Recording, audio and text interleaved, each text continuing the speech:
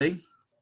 Ya vamos a acabar con la clase 7, que es la continuación de la parte de farmacología del sistema gastrointestinal, sobre todo la parte 2.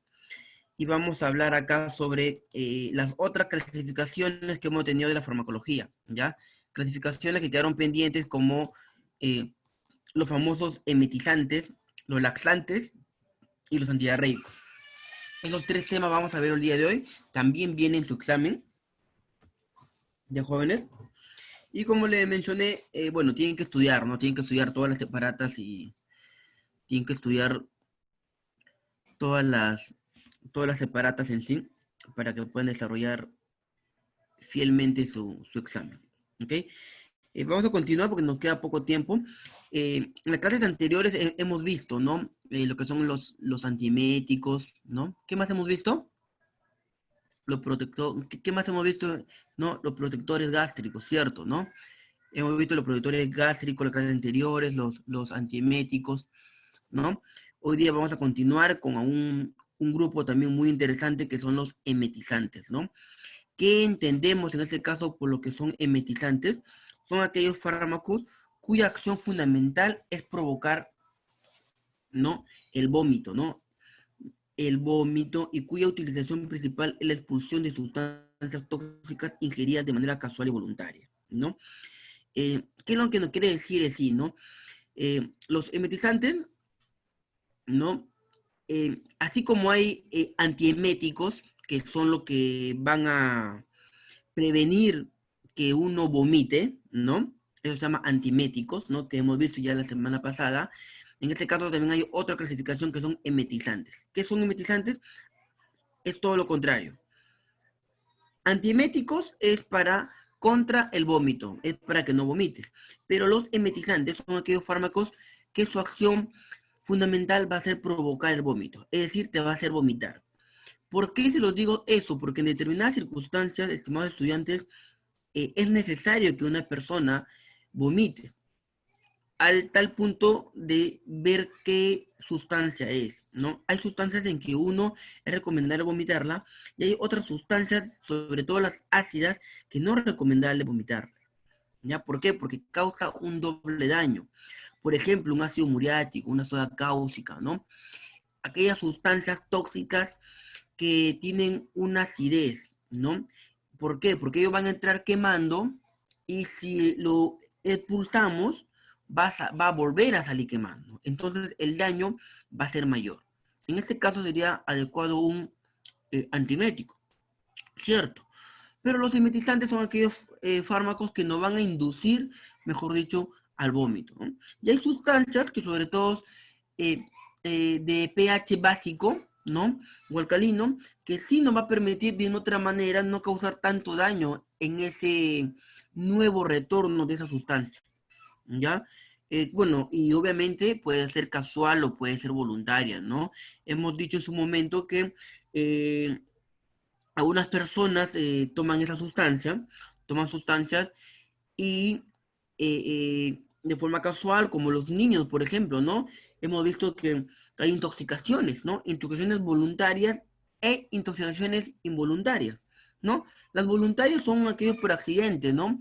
De repente un niño jugando, como ustedes muy bien lo han comentado en su momento, o de repente por alimentos, ¿no? Que uno es casual o por accidente, pero ya cambia la situación cuando viene a ser en forma voluntaria. ¿En qué sentido? Cuando queremos atentar con nuestra vida, intento de suicidio, un doping, por ejemplo, ¿no?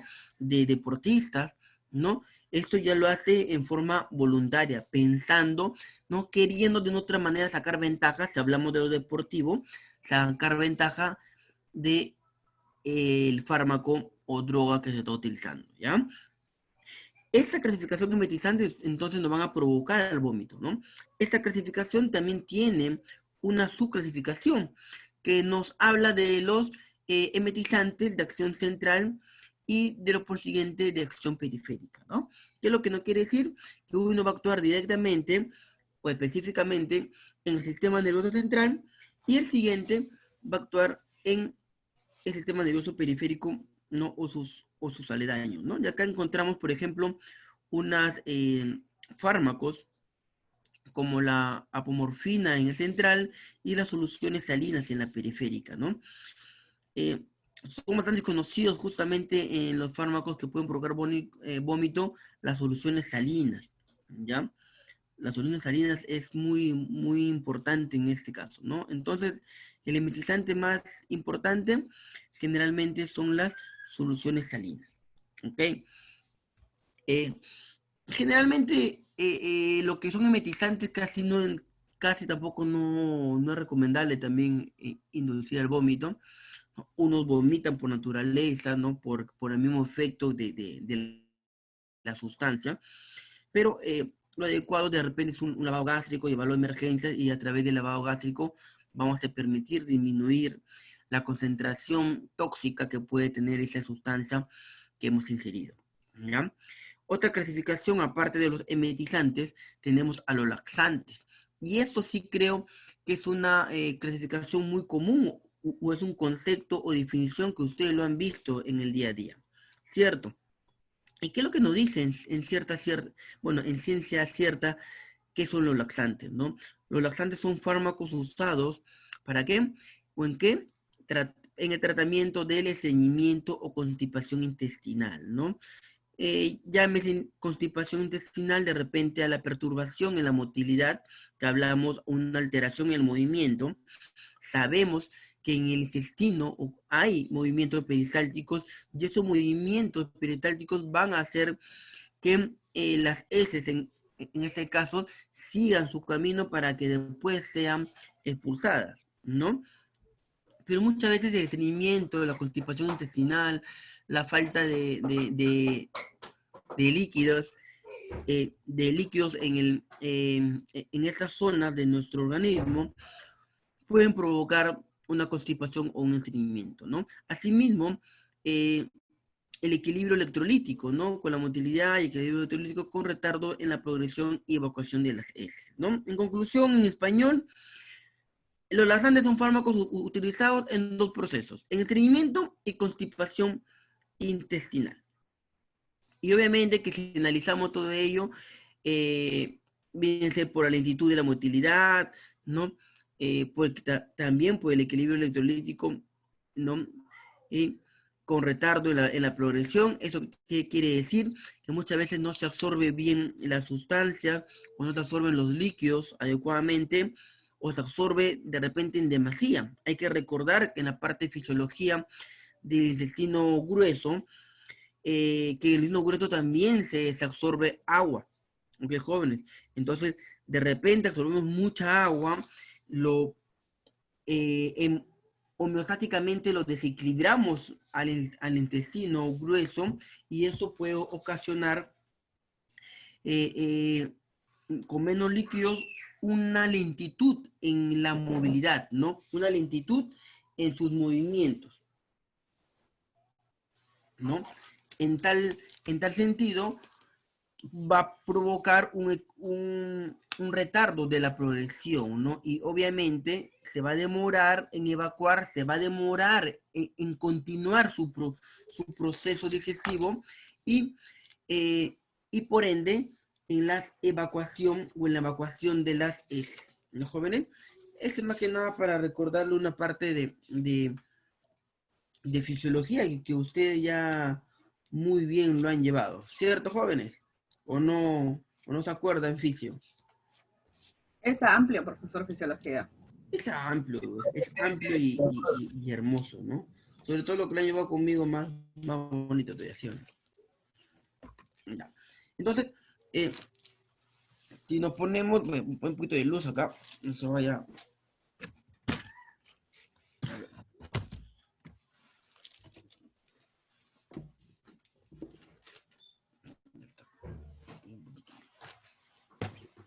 Perfecto. ¿De jóvenes?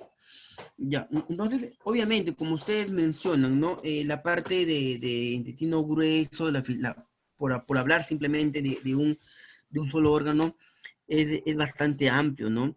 Hay que recordar que el intestino grueso también, por evacuación y por el retardo de progresión, está muy cerca a dos partes que es el ano, ¿no? El ano y la parte, bueno, el recto, ¿no? Entonces existe también algunas válvulas ahí, que son las válvulas iliocecales, que de una otra manera van a ayudar, ¿no? Hay que recordar también una parte de anatomía, que existen músculos voluntarios e involuntarios, ¿no? En la parte de la evacuación de las heces de los jóvenes. Imagínense si los músculos fueran involuntarios, nosotros nos defecaríamos inmediatamente, ¿no? Entonces, por eso que muchas veces cuando eh, hay la necesidad fisiológica de eliminar las excretas, tenemos una sensación, ¿no?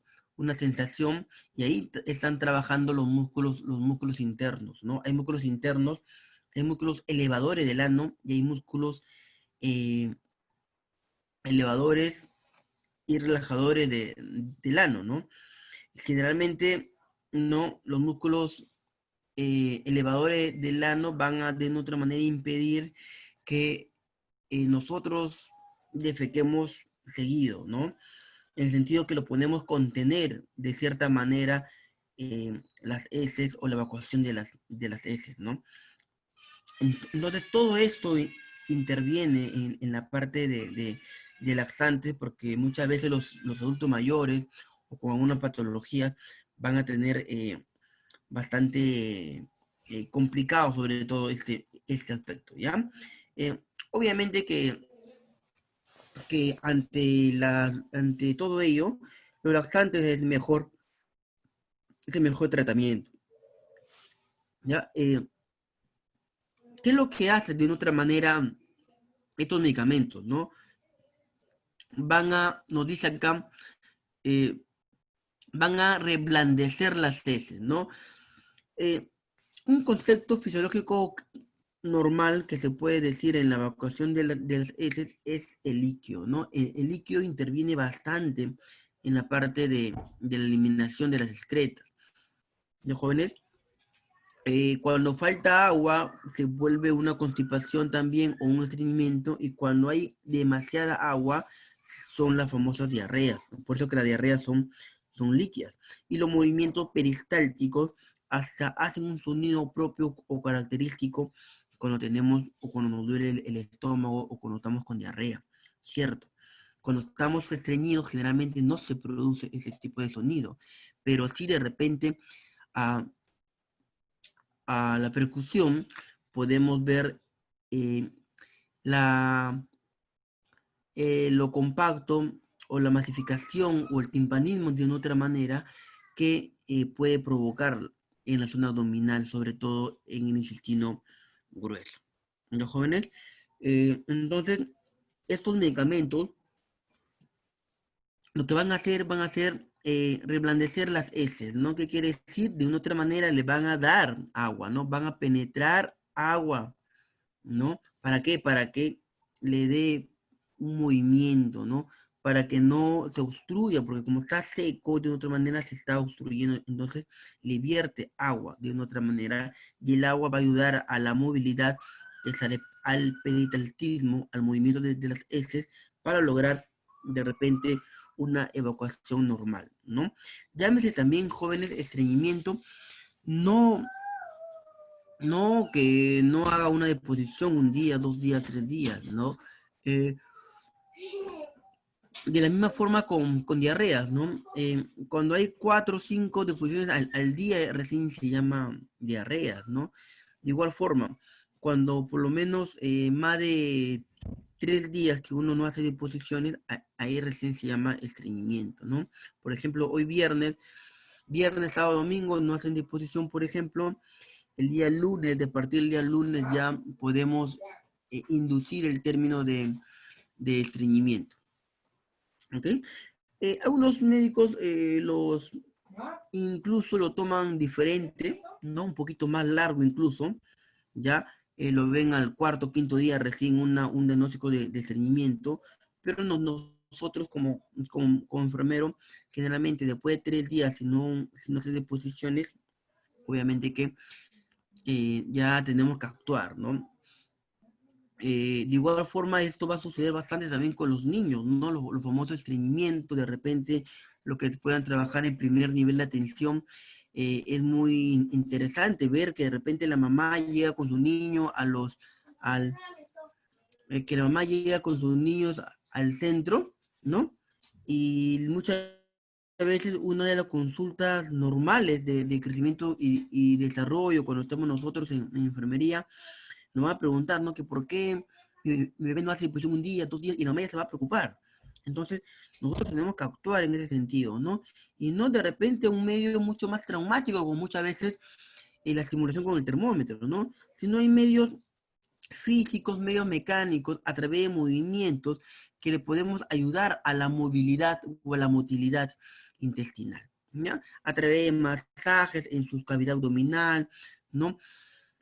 A masaje con las manos, con los dedos, muchas veces le flexionamos las piernitas, ¿no? Hacia arriba, ¿no? Le damos una especie de movimiento y le decimos a la mamá que no se preocupe, ¿no? Porque si un día entero, 2 días, ¿no? Hasta 3 días, por ejemplo, no hace el bebé de posiciones, se puede considerar normal, ¿ya? De partir del cuarto día, si es un poquito más ya patológico, y no es necesario de repente, el primer día no hace fun ya el termómetro y lo estimulamos.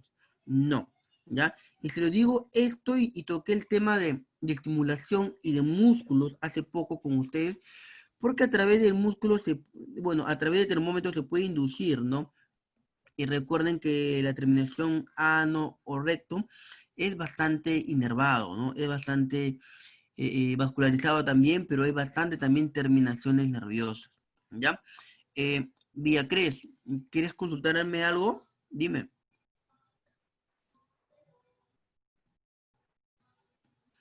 Levantaste la mano.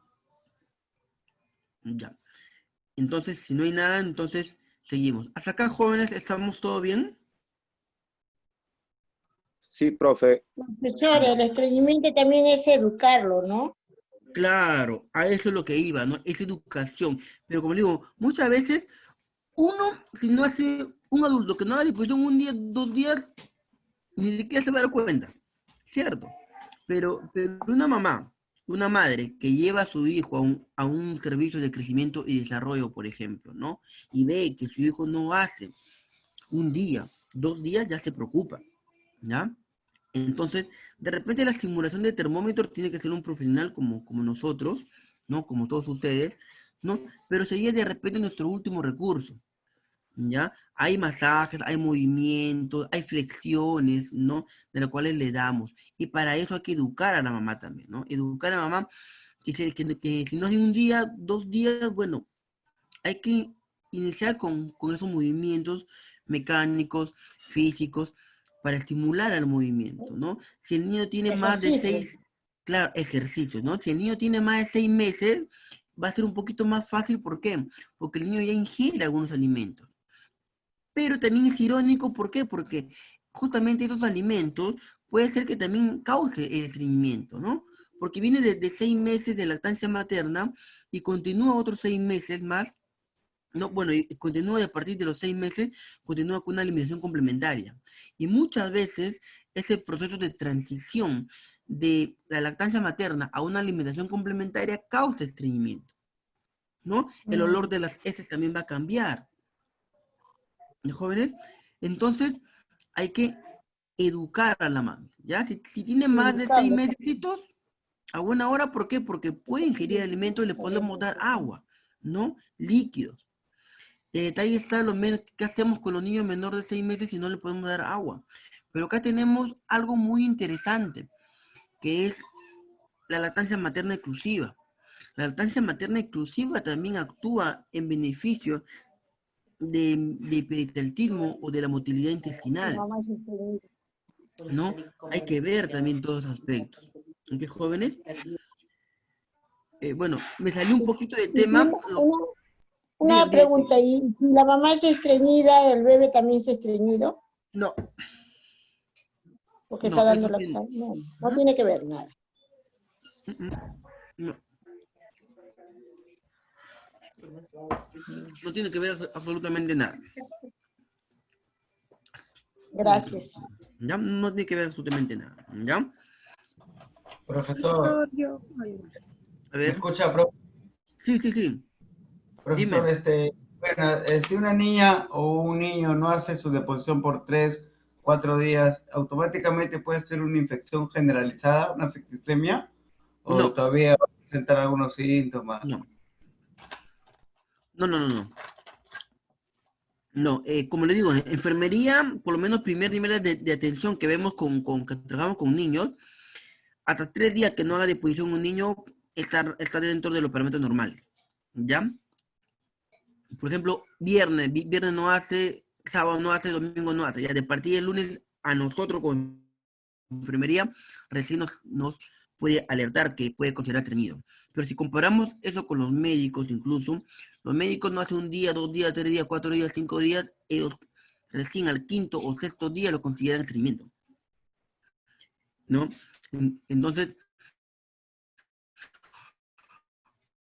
eh, al menos que haya otra, ahora viéndolo tu punto de lo que es septicemia, lo que es de repente algo más generalizado, puede estar causado de repente por otro factor, ¿no? De repente una peritonitis que haya ocasionado ¿no? Bueno, las heces, como ustedes saben, los fecalitos, ¿no? Pueden ingresar e inflamar el apéndice fecal, y se puede romper, ¿no? Y a través de ella puede generalizarse a través de toda la cavidad abdominal, y ahí recién se puede generar de repente una peritonitis, ¿ya? Una peritonitis, y en base a esa peritonitis o como consecuencia de esa peritonitis puede recién causar de repente una septicemia, ¿no? Una sepsis que sí puede desencadenar hacia la muerte, ¿no? Porque hay personas que ante una peritonitis han fallecido, ¿no? Pero en este caso, mientras que no haya una ruptura, algo que contamine, porque sabemos que son heces y son elementos que no están aptos para estar dentro del cuerpo, sino para excretarlas o expulsarlas. Mientras que eso no suceda, todo bien. ¿Ok, jóvenes? ¿Ya? De repente me salió un Tío, poquito, pero esos son temas, por ejemplo, de salud del niño uno, ¿no? Todo lo que es salud del niño sano, eso, eso lo vemos, ¿no? Bueno, yo de repente en la experiencia, porque trabajo en un primer nivel de atención, ¿no? Vemos bastante esos casos, ¿ya? profesor, Entonces, hemos dicho que esos laxantes de una u otra manera van a ayudar a reblandecer las heces, y por lo tanto van a producir una introducción de agua, ¿no? De lípidos, todo ello para que el paciente no esté estreñido, ¿no? No esté estreñido, no tenga una constipación intestinal, ¿ya? profesor, una consulta. Sí, ¿Cuál es la diferencia con el fosfato de sodio monofásico? Es decir, todo lo que, si este es laxante, ¿cómo funcionan o diferencia que tiene con los enemas, no? ¿cuál me dijiste? ¿Los laxantes? ¿Con cuál? Sí, los laxantes, la diferencia que tiene como con el monofosfato de sodio monofásico, que son los enemas, de principio activo. ¿Ya? ¿Para qué ¿Qué usas un diferencia tiene? enema? Te hago una pregunta. Claro, Ujú. te hago una pregunta. ¿Para qué usas los, los enemas? Para ¿Cuál es liberar o el espacio del recto. ¿Ya? ¿Está estreñido o no está estreñido? No, como por ejemplo para hacer lo que es la, no me acuerdo ahorita cómo se llama el nombre. Profesor, ¿se usa también para un vaciado gástrico?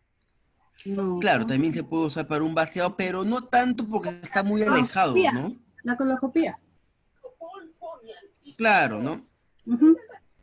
Ahora, un enema, ¿no? Un enema es más que nada algo previo, ¿ok? Algo previo de repente ante un preprocedimiento, mejor dicho, ¿no? Para que puedan entender, ¿no? De repente necesitamos operar al paciente, necesitamos hacer un procedimiento, como ustedes lo han dicho, ¿no? De repente, colonoscopía, ¿no? Ver, o de repente una intervención quirúrgica que necesitamos de otra manera evacuar, ¿no? Y la operación está a la vuelta de la esquina, ¿cierto? Y como ustedes saben, de repente una persona no puede hacer eso un día, hasta 2 días. Es normal, ¿no? En un adulto, sobre todo, ni siquiera nos damos cuenta si hacemos o no hacemos disposiciones. Nuestra vida de un adulto tenemos cosas de repente más importantes de ver que si no entras un día, 2 días. Ante esas circunstancias y ante la premura del tiempo, de la intervención o del procedimiento, tenemos que evacuarlas. Ese es porque el procedimiento, caso contrario, así amerita. Entonces, es ahí cuando nosotros aceleramos, mejor dicho, un proceso. Y esta aceleración de ese proceso, ¿ya? Y esa aceleración de proceso es donde utilizamos los enemas, ¿ya? Muy diferente a los laxantes en el sentido que en laxantes ya hay de repente un diagnóstico médico que es un estreñimiento o una constipación intestinal, ¿ya? Los laxantes se usan cuando hay. Es por ello también que cuando uno quiere hacer ese procedimiento, sea de colonoscopía, sea una intervención quirúrgica, no le damos laxante al paciente. ¿Qué le damos?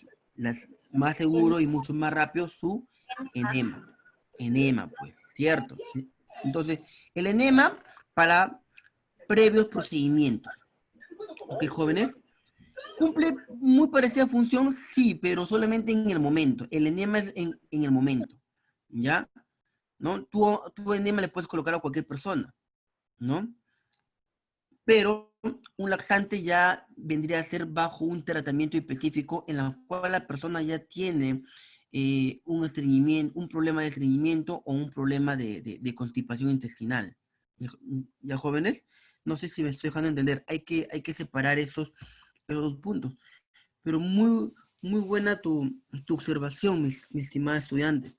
Gracias, ¿Ya? profesor, gracias. Muy buena tu predicción, porque hay que marcar bien en claro eso, ¿ya? Enema lo puedes colocar cualquier persona, cualquier tipo de persona, pero generalmente son para procedimientos previos, porque nos urge el tiempo y no nos podemos dar el lujo de repente de esperar a esa persona que haga su disposición acá un día, mañana y pasado. Porque para una persona adulta sobre todo es normal que no haga un día, 2 días, 3 días, es normal, no está estreñido. Y los laxantes los utilizamos cuando ya hay un diagnóstico de por medio. ¿Cuál será ese diagnóstico? Estreñimiento o constipación. ¿Ya? Como te vuelvo a repetir, muy buena tu observación.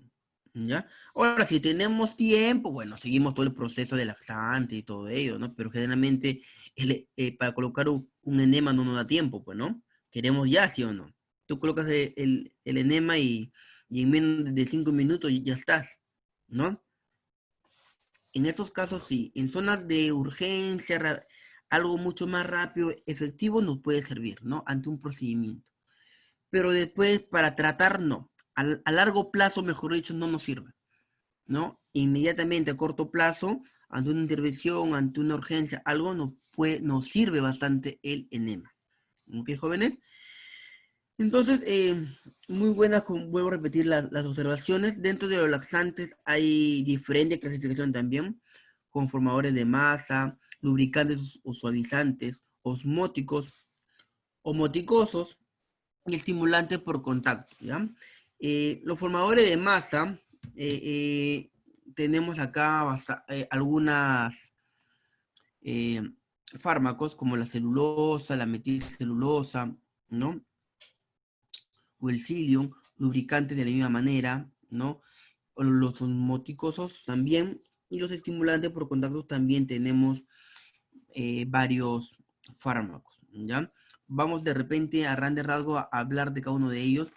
Por ejemplo, de los formadores de masa, lo que es la celulosa, ¿ya? O el psyllium también podemos encontrar. Aunque jóvenes, la celulosa y el psyllium tienen un mismo mecanismo de acción, ¿ya? ¿Qué va a hacer? ¿Qué va a producir? Dentro de los formadores de masa son sustancias hidrófilas. Hidrófilas, ¿qué quiere decir en biología? Hidro, agua, ¿ya? Filas son como polos, ¿ya? Tiene capas agua, ¿ya?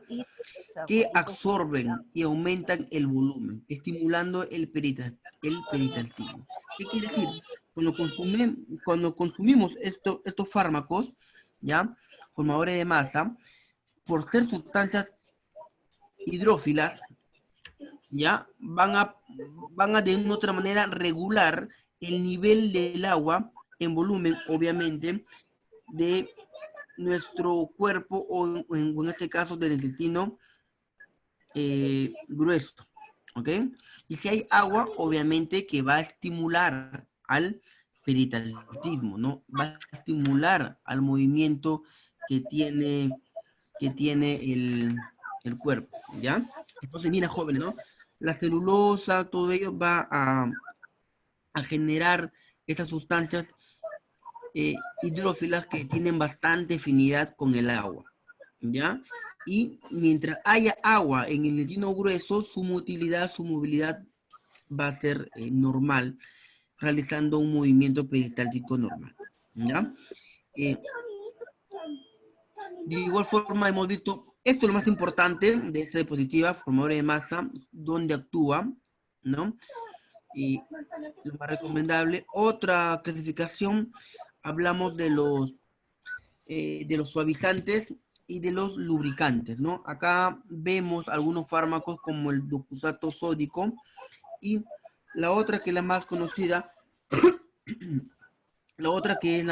como la glicerina, ¿no? ¿Han escuchado, sí o no, de la glicerina? ¿O no han escuchado de la glicerina? No han escuchado la glicerina, ya. No. Entonces, Profesor. lo más importante, ¿ya? Lo más importante de estos dos fármacos, mira, los fármacos forman parte de lo que son suavizantes y lubricantes, ¿ya? Pero de los dos, la glicerina es bastante interesante, ¿ya? ¿Por qué? Porque la glicerina, cuando uno va a ser colocado o aplicado, su mecanismo de acción es lubricar, ¿no? Y sabemos que lubricar, ¿cierto? ¿No? Lubricar es de repente a toda esa pared, en este caso, intestino grueso, a toda esta pared que tiene el intestino grueso, lo va a humidificar, ¿no? Lo va a lubricar, ¿ya? ¿Para qué? Para que de una otra manera le dé movimiento, ¿no? Le dé movimiento al intestino grueso. Lo lubrica y va a ablandar la masa fecal. Si el intestino grueso está seco, por lógica que su masa fecal también está seca y se va a endurecer. Y al endurecerse no va a movilizarse. Y es ahí donde va a gestionar o va a ocasionar un estreñimiento. Entonces, ¿qué hace la glicerina? Uno va a lubricar todas sus paredes, ¿no? ¿Por qué? Porque si las paredes están secas, va a obstruir también el paso o el movimiento de la masa fecal. Entonces, mira lo interesante que hace. Lubrica las paredes, el borde, ¿ya? Lubrica y a la vez va a actuar sobre la masa fecal. Es decir, va a ablandar, ¿para qué? Para que a través del movimiento natural que se llama peristaltismo, pueda seguir una secuencia normal de su movimiento y por ende ser expulsado. ¿Ok, jóvenes? De igual forma, el doxato de sodio o sódico también tiene un mecanismo de acción que va a, que es un tensioactivo aniónico que humedece y emulsiona las heces, ¿ya? Acá mucho más bioquímicamente hablando, tiene propiedades mucho más químicas, tiene aniones, ¿ya? Que va a humedecer de otra manera y va a emulsionar. ¿Qué es emulsionar, jóvenes? ¿Se acuerdan? Emulsión.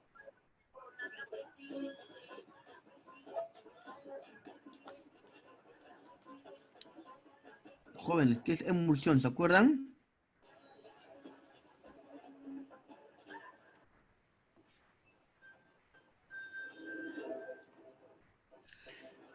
Igual también como emulsiona la bilis produce el hígado produce bilis, ¿cierto? Y la bilis tiene una característica que es emulsión de los lípidos, ¿no? Es decir, va a atacar, va a actuar, va a degradar de otra manera a los lípidos. De igual forma, ¿no? Emulsiona que va a actuar, ¿no? Contra las heces, obviamente humedeciéndolo para que le siga dando una movilidad, ¿no? El agua, en estos casos, cumple, jóvenes, un papel demasiado importante, sobre todo en la movilidad de las heces, ¿ya? Como otra clasificación tenemos a los laxantes osmóticos, ¿ya?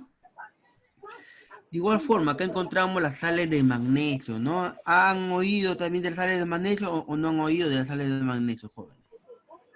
¿Ya? Las sales de magnesio, ¿ya? Estos laxantes osmóticos van a tener un mecanismo de acción de las cuales no se van a absorber y atraen y se retienen grandes cantidades de agua en el intestino, ¿ya? Estimulando el peristaltismo. Entonces, en conclusión, en castellano, ¿qué quiere decir las sales de magnesio? Las sales de magnesio, una vez ingeridas, lo que va a hacer es que no va a permitir, recuerden, que en el intestino grueso también es la última parte donde se reabsorbe agua, ¿no? Entonces, ¿qué va a hacer las sales de magnesio? No va a permitir que se reabsorbe esa agua. ¿Para qué? Para que mantengan esa agua dentro del intestino grueso y así, ¿no? Con esa agua, ¿no? Retenerla y va a ayudar al intestino o a la masa fecal que se sigue estimulando el peristaltismo, ¿ya? Hay que recordar también como una nota muy importante que el peristaltismo ese movimiento, ¿no? De esa masa, ¿no? Fecal, en este caso que estamos hablando, para que luego pueda ser expulsada. ¿De jóvenes? Entonces, mira, ya hemos hablado de 3 clasificaciones. Acá hay algunas, acá hay algo muy interesante, por ejemplo, la famosa lactulosa, ¿no? Que es bastante indicado, ¿no? Es de repente ustedes en hospitalización ven bastante, ¿no? Le damos a los adultos mayores o a las personas que tengan un estreñimiento intestinal crónico, le damos su tapita, muchas veces le damos sus 5 cc, bueno, y aproximadamente una tapita de esos jarabes, ¿no? Equivale a 5 cc y muchas veces le damos una o 2 tapitas de lactulosa, ¿no? De acuerdo previa indicación médica, obviamente, ¿no? Pero generalmente con una tapita de lactulosa, que es un laxante osmótico, ¿no? Osmosis, jóvenes, ¿se acuerdan lo que es osmosis? ¿Se acuerdan o no se acuerdan qué es osmosis, jóvenes? ¿Mm? Paso de transporte, ¿se acuerdan? ¿Ya? Entonces, pero sí han oído hablar de la lactulosa, ¿cierto? ¿No? La lactulosa se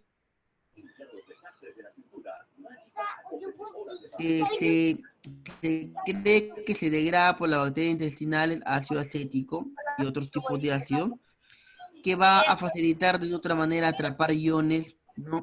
Y toxinas, también responsables de la encefalopatía hepática. En conclusión, la ósmosis, jóvenes, viene a ser una especie de difusión, ¿ya? De difusión que se va a tener lugar entre dos líquidos, ¿ya? Entre el paso de dos líquidos, ¿ya? Que van a pasar, obviamente, por una membrana, ¿ya? Eso es la ósmosis, ¿ya? Esto lo han visto también, ¿no? Ósmosis, en algunas literaturas incluso lo encuentran bioquímicamente mucho más profundo, ¿no? Por ejemplo, si hablamos,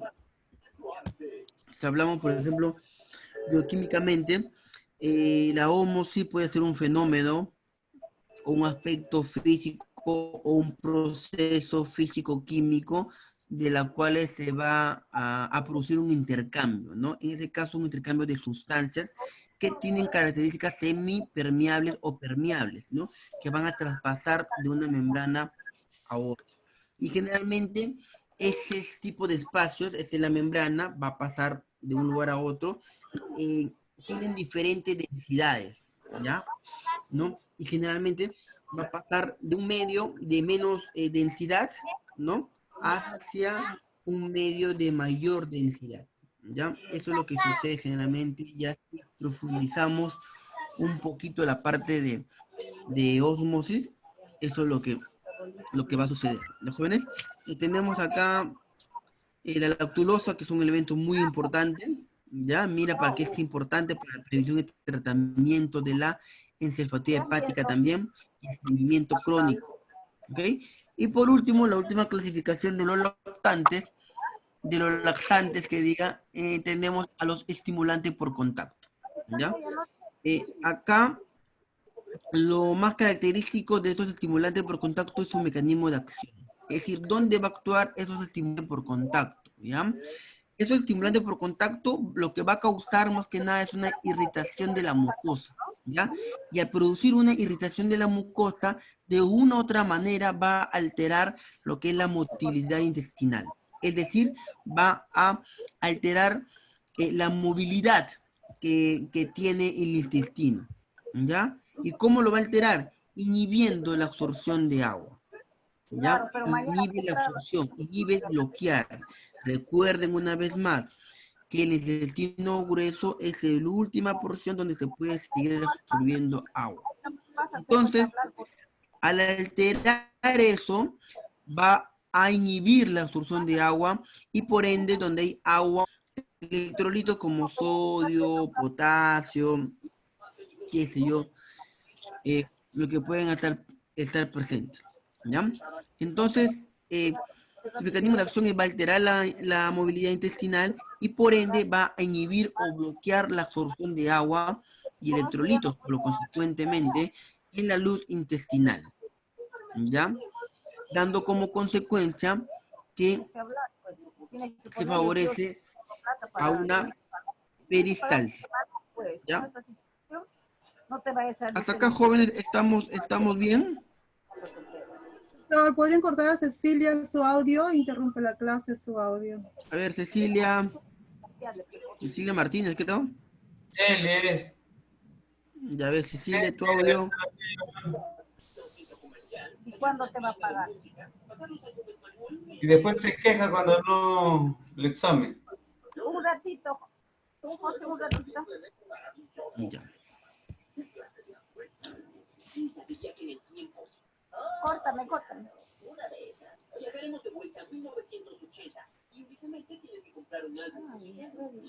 ¿Saben qué es un peristalsis, jóvenes? Peristalsis. Movimiento del intestino. Una cosa es peristaltismo y otra cosa es peristalsis. Es muy parecido, ¿ya? Es muy parecido, pero son conceptos totalmente diferentes, ¿ya? Por ejemplo, ¿Contracciones y relajaciones, profesor? Exactamente. Peristalsis son contracciones y relajaciones. Ten en cuenta que en todo momento peristáltico, para que avance en el intestino delgado, bueno, en el intestino general, se contraen y se relajan gradualmente, ¿no? Sí. Todos son parejitos, ¿no? Son movimientos parejísticos, simétricos, si podemos llamarlo, ¿no? En diferentes zonas, no solamente en el intestino delgado tiene un movimiento de peristalsis, ¿ya? O el grueso. También tiene, por ejemplo, los uréteres, ¿no? Tiene un movimiento de peristalsis, ¿ya? Entonces son contracciones y relajaciones musculares, ¿ya? Y en esas contracciones y relajaciones musculares es donde va a ir llevando de una otra manera o pueden transportar diferentes sustancias o masas, ¿ya? ¿Ya? Entonces, hasta acá es lo más característico de los laxantes, ¿ok? 4 clasificaciones: formadores de masa, suavizantes y lubricantes. Tenemos a los osmóticos y tenemos a los estimulantes por contacto, ¿ya? Y bueno, esos son los estimulantes por contactos, ¿no? Como una especie de mecanismo de acción de donde va a actuar los derivados de la antraquinona y los derivados del difenilmetano, ¿no? Que son los fármacos más característicos de estos laxantes, ¿ya? Creo yo que en todo lo que hemos visto de laxantes, lo más conocido como medicamento, por ejemplo, la lactulosa, la glicerina, ¿ya? y los sales, ¿no? Los sales de magnesio, los sales de sodio, son, creo yo, los tres fármacos más característicos de ello, ¿ya? Entonces nos quedamos con la lactulosa, nos quedamos con la glicerina y nos quedamos con las sales, que son lo más característicos, ¿no? Ya ustedes después van a cotejar con lo que ya les mencioné, ver qué es lo que puede venir. ¿Ya? Los antidiarreicos, como última clasificación, como su nombre lo dice, son fármacos utilizados netamente con el fin de reducir el número de deposiciones en caso de diarrea. Y de acá, de igual forma, ¿no? Enfermería maneja una cantidad de deposiciones o cámaras, ¿no? De deposiciones, como muchas veces lo podemos llamar, muy diferente también a los médicos. ¿Ya? Uno dicen 4 o 5 disposiciones diarias, otros dicen más de 5, más de 6, ¿no? Pero en enfermería lo bueno de todo esto es que no podemos esperar tanto, no podemos esperar tanto para producir de repente un proceso o para decir que tiene diarrea un niño o una persona, ¿ya? Enfermería vamos a prevenir siempre algunas situaciones, ¿ya? Es por ello que, vuelvo a repetir, comparando de repente con la parte médica, ellos, igual que el estreñimiento, ¿no? Ellos pueden tomarlo como a 4, 5, 6 días, ¿no? Hasta 5 o 6 días lo pueden tomar para que recién sea un diagnóstico de estreñimiento. Nosotros no, nosotros de repente el tercer día ya estamos actuando, o el segundo día ya estamos actuando, ¿ya? De igual forma pasa con las disposiciones, ¿ya? 4 disposiciones al día lo podemos llamar ya una diarrea. Los médicos sí, de repente un poquito más con unas cámaras, ¿no? Y obviamente, algo muy claro que hay que tener en las deposiciones son que cuando uno tiene deposiciones, ¿no? En este caso diarreas, no solamente perdemos agua, jóvenes, ¿ya? No solamente nos vamos a deshidratar, ¿ya? De que se produzca la deshidratación, obviamente se produce una deshidratación, pero vamos a perder agua, vamos a perder electrolitos, ¿ya? Electrolitos como sodio, como potasio, cloro, ¿ya? Vamos a perder y no es lo adecuado. Dime, Aliaga, ¿quieres comentar algo? No, nada, profe, se levantó solo, profe. Ah, ya, perfecto. Entonces, los antidiarreicos tienen clasificaciones, ¿ya? De igual forma como los laxantes, ¿no? 4 clasificaciones muy marcadas. Una de ellas son los modificadores del transporte de electrolitos, ¿no? Inhibidores de la motilidad, antiinfecciosos y agentes absorbentes, ¿ya? Acá vemos de repente algo más dinámico, todas estas clasificaciones que tiene estos medicamentos. Comencemos con el primero, que son modificaciones del transporte de electrolitos, ¿ya? Su mecanismo de acción, ¿no? Que es lo que me interesa bastante, es dónde actúa, ¿no? ¿Qué es lo que hace exactamente estos modificadores de transporte de electrolitos? Como su nombre lo dice, van a modificar el paso de esas sustancias, en este caso electrolitos. ¿Y por qué va a modificar el transporte? Porque cuando estamos en un proceso diarreico, lo que vamos a perder, y vuelvo a repetir, son sales, electrolitos y agua, ¿ya? Entonces, si seguimos así con este proceso, lo más probable es que sigamos perdiendo y nos vamos a deshidratar. Entonces, tenemos que de una otra manera reponer. Tenemos que de una otra manera balancear ese defecto que estamos teniendo, ¿no? Defecto en deceso, ¿no? De estos elementos. Entonces, tenemos que aumentar de una otra manera la absorción e inhibición de secreción de agua en el intestino, de las cuales lo que va a producir va a enlentecer la propulsión y aumenta el tipo de contacto en el intestino y no hay más absorción. En conclusión, ¿qué sucede? Si en la diarrea hay un montón de agua y por lo tanto el movimiento peristáltico se hace mucho más rápido y por lo tanto todas las heces son agua, ¿no? Entonces, ¿qué hace estos modificadores de transporte de electrolitos, ¿no? Y sobre todo los opioides, como estamos viendo acá, van a enlentecer, ¿no? Van a bloquear van a aumentar la absorción. Hemos dicho que en los laxantes, ¿no?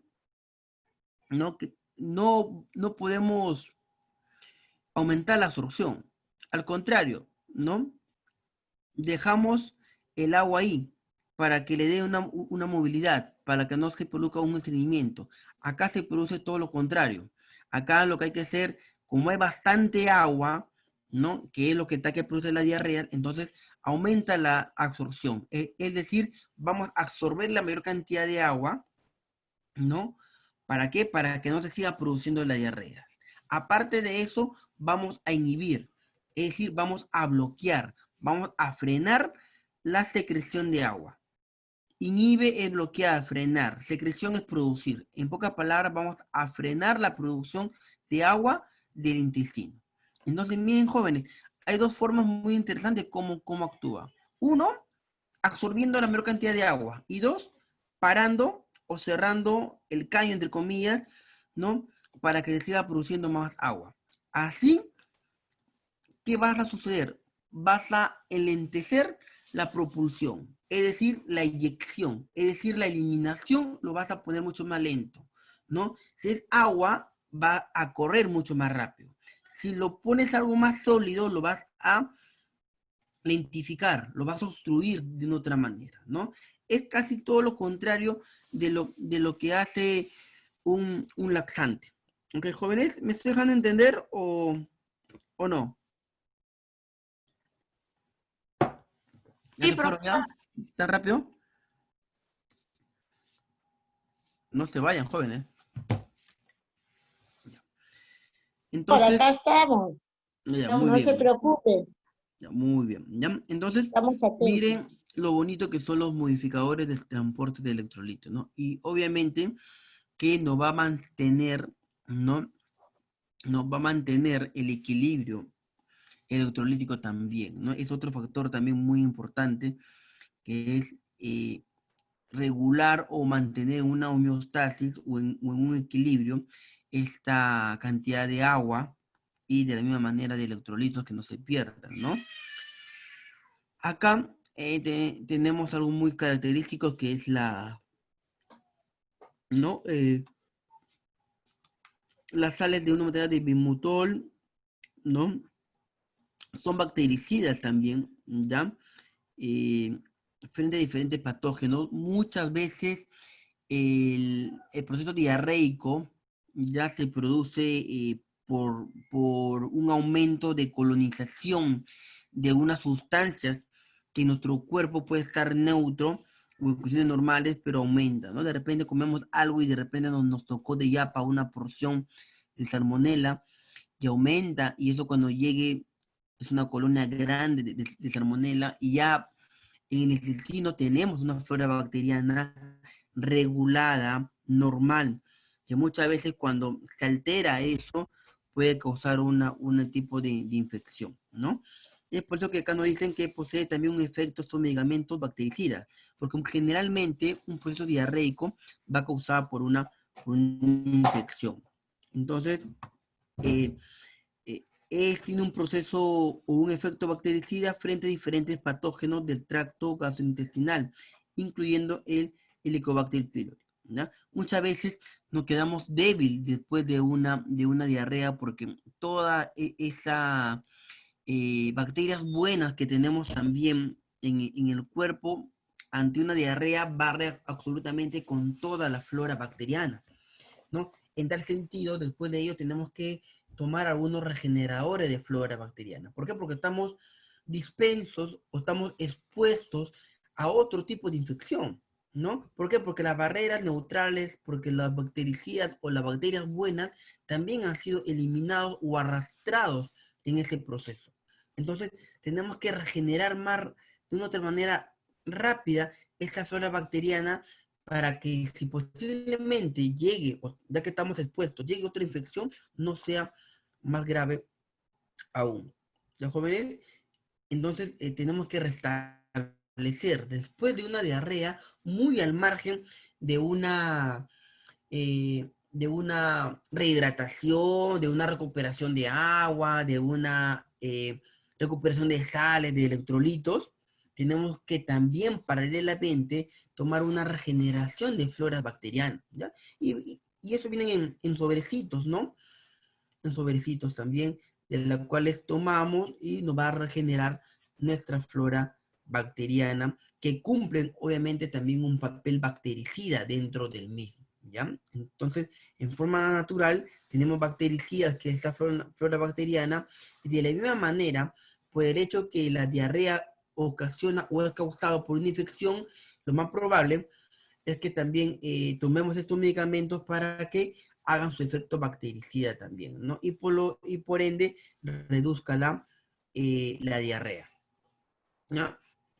¿Me estoy dejando entender, jóvenes? ¿Estamos bien?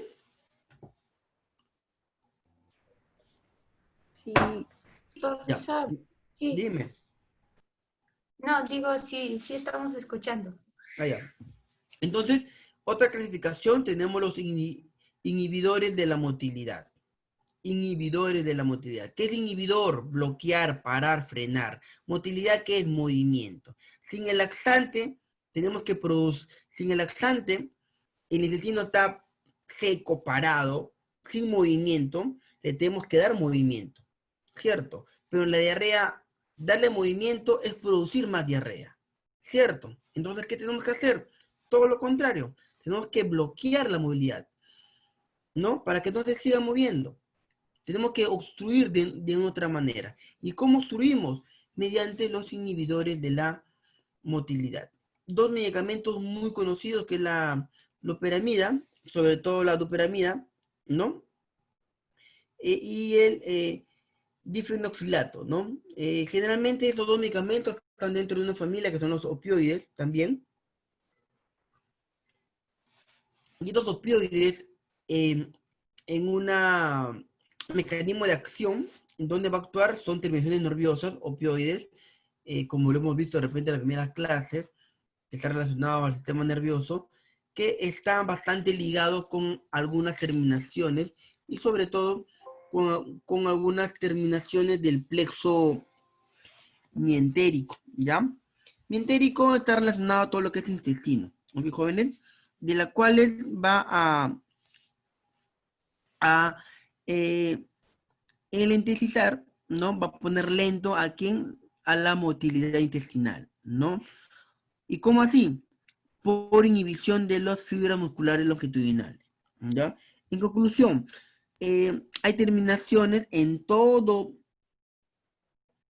¿Cómo se moviliza? Se moviliza por inervación. Ese movimiento también es bastante inervado, ¿ya? Esos movimientos, como dijo su compañera, son contracciones y relajaciones. Y esas contracciones y relajaciones se producen a través también de terminaciones nerviosas, sobre todo terminaciones nerviosas de los plexos mientéricos. Eso va a estar inervado en el intestino grueso, esa es anatomía, ¿ya? Los plexos mientéricos va a estar inervado al intestino grueso, y es lo que la cual va a producir, ¿qué va a producir? Las contracciones y las relajaciones. Y esa contracción y relajación va a producir un movimiento, ¿no? Que va a llevar a la materia fecal.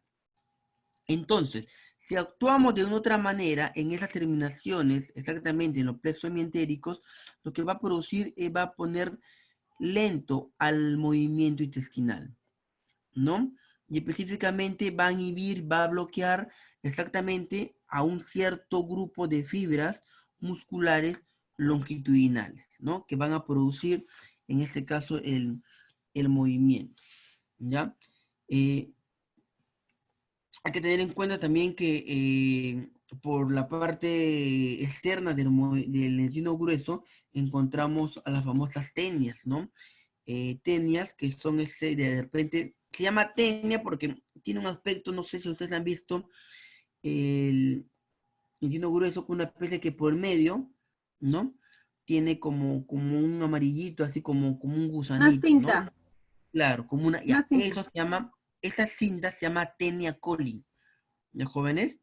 Esta cinta que está por el medio del intestino grueso se llama tenia coli, ¿ya? Y esas tenias, porque le pusieron el nombre por el parásito tenia, porque es grande, largo, ¿no? ¿No? Lo que va a hacer son, lo que va a hacer son contracciones tónicas, ¿no? Y, y de la misma manera va a formar o va a dar origen a estas especies de bolsitas que podemos ver, ¿no? En el intestino. No sé si ustedes han visto por afuera como bolitas, ¿no?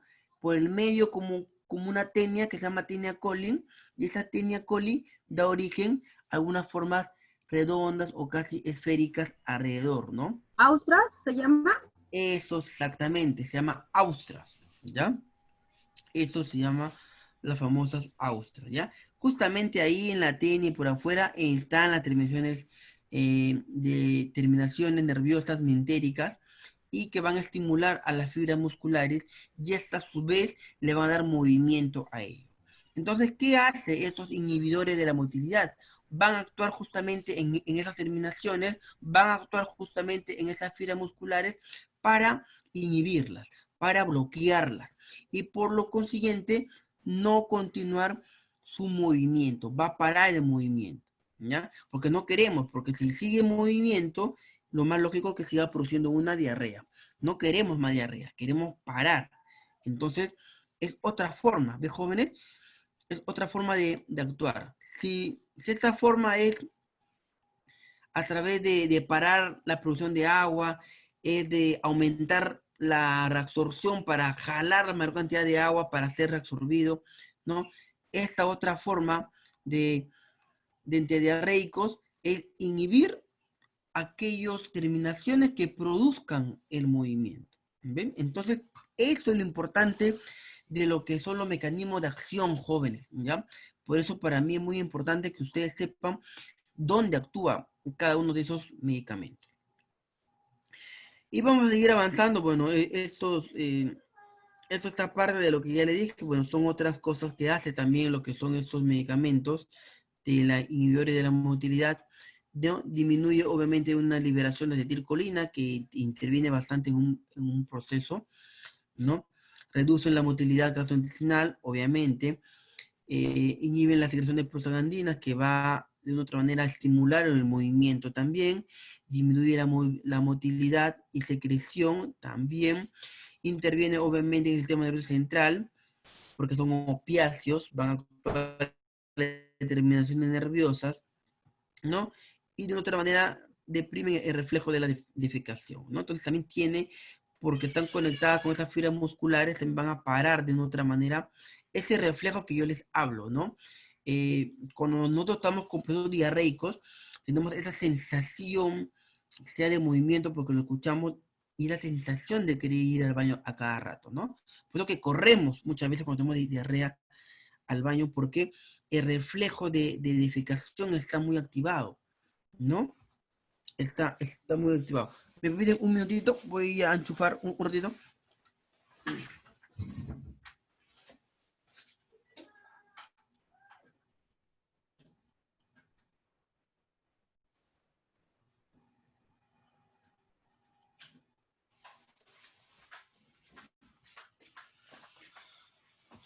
Ya. Entonces, justamente lo que le decía, ¿no? Entonces, de otra manera, también este inhibidores de la motilidad también van a deprimir ese reflejo de la defecación, ¿no? Y por lo tanto, vamos a controlar los esfínteres y dando tiempo que de otra manera se reabsorba más agua, ¿no? Pare el movimiento para no causar tantos procesos diarreicos, ¿no? La loperamida también es un fármaco muy importante en este aspecto. Los jóvenes, la loperamida es bastante conocido. ¿Ok? Han oído, supongo, hablar de la loperamida, ¿cierto, jóvenes? es un antidiarreico, es opioide, es sintético más que nada, no es natural. Viene en presentaciones como en tabletas, ¿no? De 1 y de 2 miligramos, si no me equivoco, ¿ya? Y obviamente que está indicado lo que son para diarreas agudas, ¿no? Diarreas crónicas también, de acuerdo a su funcionalidad, ¿no? Etcétera, etcétera, ¿ya? Colitis también en algunos aspectos. ¿Qué más podemos tener acá? Bueno, y tenemos otra clasificación. Ya. Una clasificación son inhibidores de la motilidad, hablando de opiáceos, ¿ya? Que actúan en el sistema nervioso central, pero hay otro tipo también de inhibidores de la motilidad, ¿ya? Eh, que son lo que van a actuar específicamente los anticolinérgicos, ¿no? Hemos dicho, ¿te acuerdan que es un anticolinérgico, jóvenes?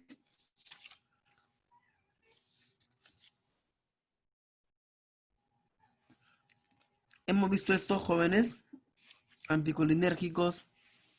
Sí vimos, profesor. Hay 4 clasificaciones, ¿cierto? ¿No? Hay 2 sistemas muy importantes, sistema simpático, sistema parasimpático. Sistema simpático tienen los famosos que van a inhibir su acción, no, que van a estimular su acción del sistema parasimpático. Eso se llama adrenérgicos. Los que van a bloquear la acción del sistema simpático se llaman antiadrenérgicos. Anticolinérgicos. Claro, ¿no? Claro, ¿no? Hay otros fármacos que van a estimular la acción del sistema parasimpático. Eso se llama colinérgico. Y hay otro tipo de fármaco que van a deprimir o van a inhibir la acción del sistema parasimpático. Eso se llama anticolinérgico. Si recordamos la palabra colinérgico, nos relaciona a la mente a 2 receptores muy importantes, que son los muscarínicos y los nicotínicos, ¿ya? Si hablamos entonces de anticolinérgico, entonces estaríamos hablando de contra esos receptores. Es decir, que de una otra manera van a bloquear, ¿no? Los receptores colinérgicos. ¿Y cuáles son aquellos receptores colinérgicos? Los mucotínicos y los nicotínicos. Muscarínicos y nicotínicos. Claro, los muscarínicos, nicotínicos, exactamente lo mismo, ¿ya? ¿Y qué hacen? Mira, y acá hay medicamentos muy importantes que ustedes incluso lo hemos visto y va a ser de su día a día como enfermeros que somos, como por ejemplo la famosa escopolamina, cuyo verdadero nombre es butilbromuro de escopolamina, y el metilbromuro de iosina, ¿no? Que es un nombre más comercial, es, bueno, la iosina y por lo consiguiente también la escopolamina, ¿ya? Estos jóvenes son más que nada también antiespasmódicos, pero miren cuál es su mecanismo de acción, ¿no? Es un antagonista. Antagonista es antónimo. Antagonista colinérgico, es decir, su antónimo al colinérgico, de acción muscarínica, es decir, va a actuar en contra de los receptores muscarínicos. ¿Y cómo va a actuar? Va a inhibir, va a bloquear. Colinérgico estimula, anticolinérgico inhibe. Ya bloquea. ¿Ya? Entonces, miren, esta acción anticolinérgica va a inhibir la acción de la acetilcolina. ¿Ya? Y una vez inhibiendo esa acción de la acetilcolina, ¿qué va a provocar? Miren, jóvenes, muy parecido a lo que hizo la parte de los medicamentos inhibidores opioides, bastante relacionado con los plexos no mientéricos. En este caso, miomúsculo entérico intestino. Entonces, va de una otra manera a inhibir a los músculos, ya no a las terminaciones nerviosas que van a producir ese movimiento, sino por esa parte van a actuar inhibiendo que esos músculos se sigan contrayendo y se sigan relajando. Miren, jóvenes, por eso vuelvo a enfatizar la gran importancia de lo que es los mecanismos de acción, dónde actúa cada uno de ellos, ¿no? No Inhibidores de la entiendes, motilidad, ¿no? opiáceos, terminaciones nerviosas, del plexo mientérico. Inhibidores de la motilidad, anticolinérgicos, de igual manera, también va a actuar en plexos, pero en plexos mioentéricos, es decir, en músculos. Los músculos que van a producir de una otra manera una movilidad. Y lo hemos visto acá, ¿no? Una movilidad, sobre todo, ¿ves? De las fibras musculares longitudinales. En pocas palabras, va a actuar directamente en esas fibras musculares longitudinales, disminuyendo o parando la contracción y la relajación. Y si para la contracción y la relajación, va a parar el movimiento. Y si para el movimiento de las heces, de otra manera va a parar las diarreas. Así sirve. ¿De jóvenes? Perfecto. ¿Me dejé entender? No. Muy bien, jóvenes. Ya, y ya para acabar, ya estamos ya acabando. Bueno, acá también tenemos, ¿no? Los anticolinérgicos que hemos visto, ¿no? Como la copolamina, la iosina, la atropina, también son antiespasmolíticos, por eso se llama espasmos, y espasmos que viene de movimiento, y movimiento en este caso de quién, de músculos, ¿no? Espasmos, ¿no? Esos son espasmos, ¿ya? Acá le dejo algunas fármacos como la buscapina, ¿no? Como la butilescopolamina, que es bastante utilizado, ¿ya? ¿No? Que No se lo escucha. obviamente que van a reducir estos espasmos, ¿no? Espasmos de la musculatura lisa, musculatura que de una otra manera van a dar movimiento. No queremos más movimiento en este caso. En los antidiarreicos no queremos movimiento, queremos que todo se pare para que no siga las diarreas. Entonces, en la parte de antidiarreicos hay muchos factores o muchas clasificaciones de las cuales podemos atacar, por así decirlo, ¿no? Por todos los lados, ¿no? Sea en su terminación nerviosa, sea en la absorción de cantidad de agua, sea frenando la producción de agua, o sea actuando en la misma musculatura. Entonces, vean, jóvenes, la gran diversidad que podemos contrarrestar en un proceso diarreico, ¿ya? Y bueno, por último, vamos a ver, bueno, acá hay unos antiinfecciosos intestinales. Eso está bastante relacionado con lo que hemos visto también. Obviamente que ante grandes cantidades de bacterias pueden producirse una infección, ¿no? Intestinal, lo que les dije, ¿no? Con las diarreas también, y muchas veces la diarrea barre con esa flora bacteriana, ¿no? Pero, ¿qué es lo que sucede? Como le dije, cuando consumimos una cierta cantidad de bacterias que puedan provocar una infección, ¿no? Entonces, tenemos que darle, bueno, se va a producir una infección intestinal que puede ocasionar una diarrea, obviamente, y entonces tenemos que actuar contra esta infección, ¿no? Sobre todo, existen fármacos de destrucción intestinal baja, que es lo que nos dice que en el tubo digestivo, ¿no? Hay bacterias, ¿no? Que de una otra manera, como le mencioné, pueden provocar un cuadro diarreico, ¿ya?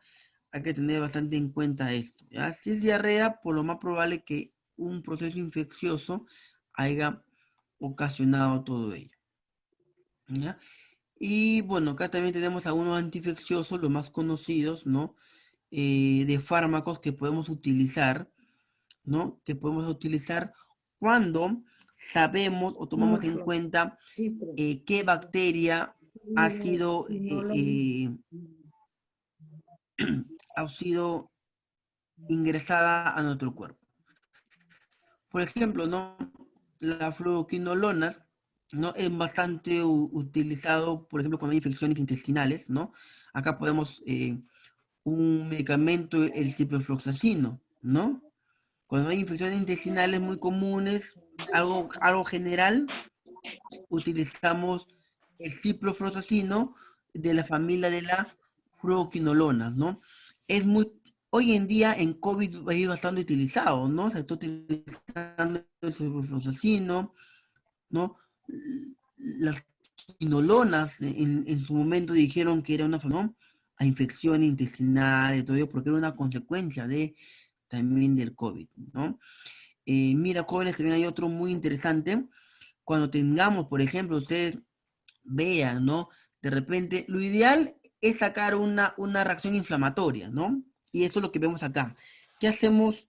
Bueno, ante un análisis, por ejemplo, ¿no? Lo ideal, si una persona tiene diarreas, lo más probable es que tenga una infección. Entonces, si sospechamos de una infección, lo primero que tenemos que hacer, de repente, como sea médico, sea enfermero, ver y tenemos que aprender a leer o mandar de repente una reacción inflamatoria, ¿no? Es una prueba de ese para ver qué tipo de bacterias está produciendo la infección. Y de acuerdo a ese tipo de bacterias que está que producen la infección, podemos darle un tratamiento. Me estoy dejando entender. Sea algo muy general, como una infección intestinal, algo general, un antibiótico muy fuerte, muy general, es ciprofloxacino, que es de la familia de los fluoquinolonas. Pero si en esta reacción inflamatoria nos detalla, por ejemplo, que ha sido invadido o la colonia bactericida o bacteriana de Escherichia coli está en otro cuerpo, entonces ¿qué utilizamos? Utilizamos a las tetraciclinas, ¿cierto? De igual forma, si vemos que en la reacción inflamatoria aparece gran cantidad de Shigella o Salmonella, porque se comieron su cevichito en la tía de veneno, ¿no? ¿Qué damos? ¿No? Harta salmonela, sino a su ampicilina o a su amoxicilina. ¿De joven? Acá yo he intentado ponerle algo de repente un poquito más profundo. Este es más que nada parte médica, ¿no? Pero obviamente que le va a servir, jóvenes, ¿no? Con una palabra, con 2 palabras, jóvenes, ustedes pueden tratar. Obviamente que como enfermeros no es nuestra función, ¿no? La prescripción, pero nos salva de repente de diferentes circunstancias, ¿no? De repente, para empezar en la familia, que son siempre lo que cobran pato de una otra manera, o llamarlo así entre comillas, podemos saber, ¿no? O de repente viene un familiar con usted y le dice que le ha tomado una ración inflamatoria y le aparece Escherichia coli. Pero como muchas veces sucede, ¿no? Va el médico le manda se saca la prueba, la reacción inflamatoria y espera otro día para que vaya el médico, ¿sí o no? Para que le lea y para que recién te dé un tratamiento, ¿cierto? Muchas veces sucede eso, ¿no? Vas al médico, te manda la placa y después que saca la placa vas, por ejemplo, al médico de nuevo. Entonces, yo quería ponerle algo de mí en este sentido para que ustedes puedan aprender en ese sentido, ¿no? Escherichia coli, ya tú ves, en la reacción inflamatoria, ¿qué le damos? Tetraciclina, pues, ¿no? ¿Qué más? Shigella, salmonella, su amoxicilina, su ampicilina, ¿no? Bueno, acá sí es algo mucho más complejo, ¿no? Para determinar una colitis pseudomembranosa es algo más complejo, ya es un diagnóstico médico, de la cual va acompañado de potentes bactericidas, de potentes antibióticos, ¿no?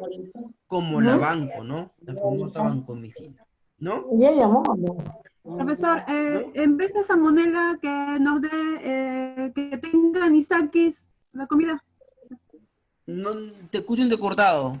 Sí, en vez de que nos dé salmonela, que encontremos salmonela en la comida, nos dé anisakis, comamos anisakis. ¿Anisakis? Sí, es que se encuentra estas lombrices en el pescado. Es un parásito eso, un parásito de los peces. Anisakis. Anisakis. Anisakis se llama, es de los peces. Sí, Ya. exacto. No he escuchado tanto de los anisakis, la verdad, mi estimado, mi estimada. Vamos a verlo y de acuerdo a su mecanismo de acción lo podemos sacar el medicamento. Todo sale de acuerdo a su mecanismo a dónde actúa. Uy, ya me perdí.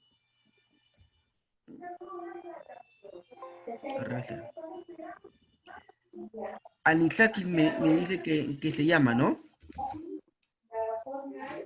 Así como Sí, suena. como dice mi compañera, sí, es un parásito que está en el mar, que los pececitos se comen y eso podíamos ingerir, ¿no? Por más que sea a temperatura o a 0 grados, menos Ah, 0 o más, perdón, inferior, no mueren. tipo tenia. Es tipo Tipo tenia, tenia, pero en entonces. parásitos pequeñitos que no Como, mueren ni como el con el cerdo así, que limón. que ellos lo tienen y que nosotros por el consumo desde el cerdo lo podemos adquirir. Ah, ya me acordé. Sí, lo bueno que en el cerdo, a temperaturas altas, cuando hierve, Eso sí no muere muere, entonces pero el con Claro, animalito a antibiótico. temperaturas bajas claro, no claro. muere. Ujú, sí, exacto. No muere con antibiótico. Es un, son parásitos marinos, ¿no? Sí, lo Esos encontramos en la carne parásitos, de pescado. ahora, lo que es pescado casi no causa un problema bueno, lo bueno que no causa tanto un problema difícil en el sentido de como una tenia, ¿no? La tenia puede hasta incluso llegar hasta el cerebro, ¿no? Más que nada los anisakis, todo eso que ya me estoy visualizando, más que nada lo que pueden producir si son infecciones, ¿no? Más que nada infecciones del tubo digestivo, a toda la parte digestiva. Conclusiones. ¿Ya? Alergia también podría ser, profesor. Claro, por ser mariscos, Alergias. por toda la Sí, clasificación, ¿no? una parte de Al alergias, pero comer más acá pescados también al casi sistema igual. digestivo, ¿no? De repente, si es por la alergia, como le mencioné, ¿no? Un tratamiento es de acuerdo solamente a su sintomatología, ¿no?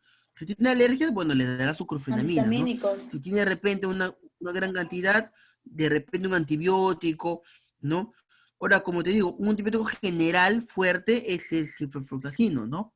General, que es bueno, ¿no? Le damos ciprofloxacino y de acuerdo a ello vemos, ¿no? El Ahora, cipro mata todo, profesor. no todo, pero casi lo más común, ¿no? Lo más común. Ah, Y, ya. o sea, enfermedades comunes y todo ello, ¿no? Infecciones de vías respiratorias también, del tracto urinario, todo ello, eh, puede, puede ayudar bastante, ¿no? Obviamente que de acuerdo a la patología más compleja ya no se está utilizando y hay otros medicamentos más potentes, de acuerdo a la patología, como la vancomicina, ¿no? Pero el meropenem también es bastante utilizado ya en patologías mucho más fuertes, ¿no? Obviamente que, bueno, acá estoy viendo de los anisakis. Bueno, también nos está mencionando que en temperaturas también altas o bien cocidas también desaparecen. Entonces es bastante parecido con la tenia del cerdo, ¿no? Hay que tener bastante cuidado. Obviamente que los animales es de bastante cuidado, sobre todo los animales que están en contacto directo, por ejemplo las granjas, ¿no? ¿Por qué se lo digo? Porque ahí aparecen los famosos virus zoonóticos, ¿ya? Que es de repente una de las teorías del origen del coronavirus, ¿no? Se ha dicho que el coronavirus viene del murciélago, ¿ya? Y el murciélago es un mamífero jóvenes que tiene casi el 96% de los virus que tienen los murciélagos o que son portadores, casi el 96% son virus muy parecidos a los humanos, ¿ya? Y que una de las teorías nos dice que que un murciélago habrá de repente en esos mercados informales de China, y en esos mercados informales es donde ocurre la bastante comercialización de animales. Ustedes saben que venden todo tipo de animales, y se dice que un murciélago de repente haya mordido a un pangolín, ¿no? Un pangolín es una especie de un mamífero también, tipo armadillo, forma de armadillo, ¿no? Que lamentablemente también los chinos lo comercializan y lo venden y se lo comen. Entonces, eh, al morder el murciélago al pangolín, el murciélago le da su virus, ¿cierto? ¿No? Le da su virus, ¿no? Pero ese virus de una otra manera ya saltó al pangolín y en el sistema genético del pangolín se transforma, ¿ya? Se transforma a otro virus y como es de consumo humano, ¿no? Ese virus a través del pangolín va a ser introducido al hombre, ¿no? Entonces, ese salto de especies, ¿ya? de virus de un animal a otro, ¿ya? En este caso del murciélago al pangolín, ese salto de virus y la mutación en el camino de estos virus, porque los virus mutan, se llaman virus zoonóticos, ¿ya? Y lo más probable que el origen, y hay muchas teorías, bueno, por lo menos al comienzo de toda esta pandemia se inició que eran por los murciélagos, por el pangolín y por los mercados informales y todo ello, el origen de los virus zoonóticos, ¿no? Entonces, esos virus zoonóticos pueden ser en la actualidad los causantes bueno, lamentablemente de esta pandemia que está ocurriendo, ¿ya? Entonces, ¿a qué voy con esto, no? Que en muchos mercados, sobre todo en granjas, nosotros somos un país muy rico en todo ello, pero cuando juntamos animales, corremos el riesgo de seguir produciendo virus zoonóticos. Y es lo mismo que pareció hace un siglo atrás, ¿no? Con la aparición en 1918, con la aparición de la gripe aviar, ¿no? ¿Qué sucede, no? Los pollos o los animales de granja, las aves de granja, mejor dicho, tienen gripe, ¿cierto? Moquillo, como comúnmente lo llamamos, ¿cierto? ¿Han visto a un pollo, una gallina moquillar? ¿No? ¿No? Tienen su moquillo, ¿sí o no? Cuando tienen moquillo, y los pollos o las aves de granja tienen una enfermedad, que es gripe, que es la gripe aviar, ¿no? ¿Qué es lo que sucede en este caso, ¿no? Como es una granja, hay pollos, animales, patos, cerdos, ¿no? Carneros, vacas, que comúnmente el hombre cría, ¿no? Entonces, bajo esas circunstancias, ¿qué sucede? ¿Cómo apareció este virus ¿no? de la influenza o este virus de la H1N1, que es el virus de influenza tipo A, hemaglutinina tipo 1 y neuraminidasa tipo 1? ¿Qué sucede con todo eso? Los aves de granja tuvieron su gripe, que se llama, bueno, su virus de gripe del pollito o de la gallina, y paralelamente el ser humano también tiene una gripe, ¿cierto? ¿No? Tiene una gripe. Entonces, estaban juntos, el ave estaba junto el cerdo y estaba junto la persona enferma con gripe. La intemperie, a través del proceso respiratorio, el cerdo respiró el virus del humano, ¿no? Es decir, el virus de la gripe humana respiró el cerdo y paralelamente también se introdujo el virus, eh, de la gripe de aves, ¿no? Entonces, los dos virus muy diferentes se juntaron, ¿no? En un mismo huésped, en este caso el huésped del cerdo, ¿no? Y dentro del cuerpo, estos dos virus se fusionan, se mutan, se juntan, ¿no? Formando un nuevo virus, ¿no?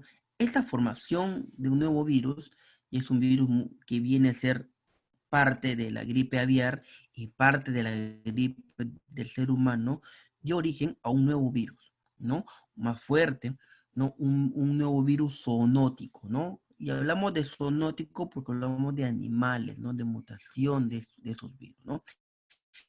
Y este virus zoonótico, ¿no? El hombre que come cerdo también, ¿sí o no? Entonces, en el cerdito había ya 3 tipos de virus. El virus aviar, el virus del hombre de la gripe y un nuevo virus zoonótico que era lo que dio origen a la influenza, ¿no? Y el hombre come chancho, ¿no? Lamentablemente, bueno, no lamentablemente, ¿no? Bueno, es parte de nuestra alimentación del ser humano, come cerdo y ¿qué creen? ¿Qué también se comió ahí? Se comió su porción de su nuevo virus, ¿no? Un nuevo virus mucho más fuerte, fortalecido. Y así se da origen a la pandemia del año 1918, que al inicio se fue denominado la gripe aviar, ¿cierto? Es por ello que pasaron cerca de casi 100 años y en el año 2009, si no me equivoco, 2009 aparece un nuevo brote y todo el mundo ¿qué le llamó? ¿Se acuerdan cómo le llamó? ¿Cómo le llamaron? Le llamaron primero la gripe aviar. Después, ¿cómo le llamaron? La gripe porcina. ¿Se acuerdan? La gripe porcina. ¿Se acuerdan o no se acuerdan? Ya. Esa gripe porcina tiene su origen, pues, joven. ¿Me están escuchando? Sí, pero eso fue cuando no podíamos comer chicharrón. Claro. Y Sí, por eso le digo, profesor. esa gripe porcina en el 2009 que todo el mundo lo llamábamos, al inicio, porque nadie se daba cuenta, bueno, por lo menos nadie nos enteramos de lo que había pasado hace 100 años atrás, ¿no? Entonces, se dio de esa manera, ¿ya? Entonces, yo lo que le acabo de explicar ahora es el origen de cómo se inició, ¿ya? Obviamente que en el 2009 tomó diferentes nombres, ¿no? Tomó la gripe aviar también, se llama gripe aviar, después la gripe porcina. A las finales nos dimos cuenta que no era la gripe aviar ni gripe porcina, simplemente era el virus de la influenza, ¿ya? Que obviamente se ocasionó con el origen que le acabo de mencionar, ¿ya? Con los aves de corral y todo ello. Entonces, ¿a qué quiero llegar con todo esto, jóvenes? Mientras más animales juntemos en un mismo ambiente, corremos el riesgo, sobre todo aquellos mercados informales, corremos y de diferentes animales versátiles, o sea, de diferentes características, corremos el riesgo que los virus propios o adquiridos en su momento por esos animales se fusionen, ¿no? Y puedan dar origen a nuevos virus zoonóticos. Y esos virus zoonóticos son virus nuevos que pueden desencadenar una pandemia como la que ahora está desencadenando en nuestro mundo, ¿no? En nuestro planeta. Jóvenes, es solamente, bueno, dice un poquito de historia de algunas pandemias, pero bueno, nos salimos del tema, creo, con, con los Bonito, diferentes está bien, profesor. bacterias, Para ¿ya? aprender. Está bien, Entonces profesor. ya sabemos de otra manera. Y la gripe, bueno, en ya 2009 hubo un brote de influenza, justamente el brote de influenza de 2011 fue la H1N1, ¿no? AH1N1, el A es el tipo, ¿ya? Es influenza tipo A, H1N1. H1 significa hemaglutinina tipo 1 y neurominidasa tipo 1, ¿ya? Obviamente que el virus de la influenza, por ser estacionario, por cada año, cada estación va variando, ¿ya? Es por ello que el virus de la influenza se coloca, bueno, la vacuna contra la influenza se coloca anualmente, ¿ya? Porque el virus mutan, como ustedes saben, y ahí van modificando, ¿no? Por ejemplo, si no me equivoco, este año nos está protegiendo sobre el virus tipo A H3N2 y el virus tipo A H2N5, si no me equivoco, es lo que hay en este año, ¿ya? Pero según estudios, lo estamos viendo y son las vacunas que salen cada año, ¿ya? Son diferentes. Es por ello que yo les sugiero que se vacunen influenza cada año, porque los virus, de acuerdo a las estaciones, van mutando, ¿ya? Se dice, mientras que no salga la vacuna, no es nada confirmado, que el coronavirus puede ser casi muy parecido. Es decir, tenemos que convivir como lo estamos conviviendo con el virus de la influenza, estación por estación. Se dice, jóvenes, ¿ya? No es que el profesor dijo nada, se dice, hay teorías. Mientras que no salga la vacuna contra el COVID-19, nada se ha dicho. Pero se dice, hay posibilidades de que nosotros vamos a tener que convivir con este virus, vacunándonos de repente, así como la influenza, cada año o cada 2 años contra el coronavirus. ¿Ya? Vuelvo a repetir, mientras que no salga la vacuna del COVID, nada se ha dicho, pero hay rumores, hay teorías, hay sustentos científicos que pueden deducir que puede ser también un virus estacionario, ¿ya? Que por diferentes tiempos, recuerden que también es invierno, ¿no? Pueden ocasionar más o menos enfermedades en diferentes zonas de nuestro mundo. ¿Ok? Entonces, jóvenes, eh, repasen lo que falta, que es casi 2, 3 diapositivas, jóvenes. Y hasta acá, bueno, hasta esta diapositiva viene su examen. Ok, mis estimados estudiantes. ¿Alguna